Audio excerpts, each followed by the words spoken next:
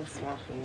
He got me nice lighting, so I could look pretty. Yeah, ashy. You getting more popular, a big debate that you've sparked, if you've read a lot of stuff about you, I don't know if you have or not, is whether or not you can separate art from an artist, right?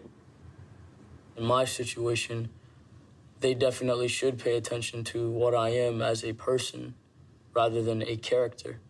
But it is hard to mend these two things together if everything that I portray as an artist is purely art. So it's hard to tell if, as a person, that anything that is controversial or spoken on about me is remotely even true. You never know who you're fucking with unless you fully dwell into them as a person. So I definitely think it is very, very important to understand who you are fucking with and who you're listening to. Yes, I do. I was living in a motel. I didn't even have like a pillow. I was just sleeping on an air mattress with my uncle. So he gave me a pillow at his house and gave me a jacket. It's like he didn't want me to feel like I didn't have anything, even if he had to like sacrifice his own thing.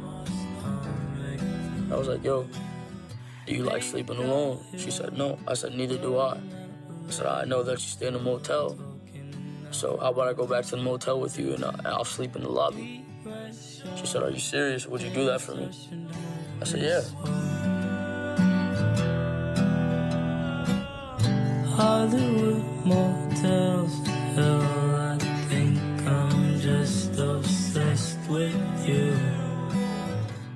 It was the only person I had around for a while that I felt relevant to, besides my mom. This is a story, this is a full story, and this is the last time I will tell it. She was already bruised on her face. All while she was staying with me, she was already bruised on her face. Now, with the severe bruising, I don't know how the fucking severe bruising came about, but she had, like, bruises on the left side of her face when she was at Bruno's. I think she got jumped. That's what I told everybody, like, yo, she got jumped. Cause the way she was fucked up, I think she got jumped. They're not gonna admit to it. I don't give a fuck. That's not my part of the story. But that bitch got whooped bad.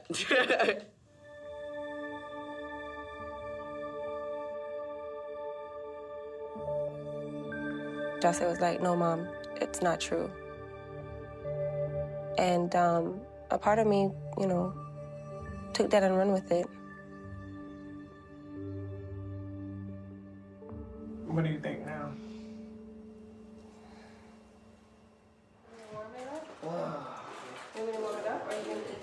I mean, that's my son. Even if he's Hitler, that's my son. If he's the devil, that's my son. I birthed him. Wrong, right, or indifferent, I'm gonna have his back no matter what, and I'm gonna have his best interest at heart. So naturally for me, I wanna save my child. Any mother would have done the same thing, I would think. Dancing? Yeah. What do you mean I was dancing? Like whining, like slow. Oh! I could never repay my mom for the amount of pain that she's been through, and I gave her more, and she still stood there hanging on with broken hands.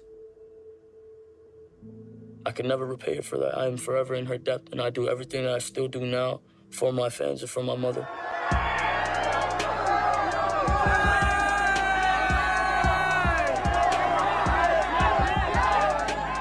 There's most definitely a difference between Jose Onfroy and XXXTENTACION.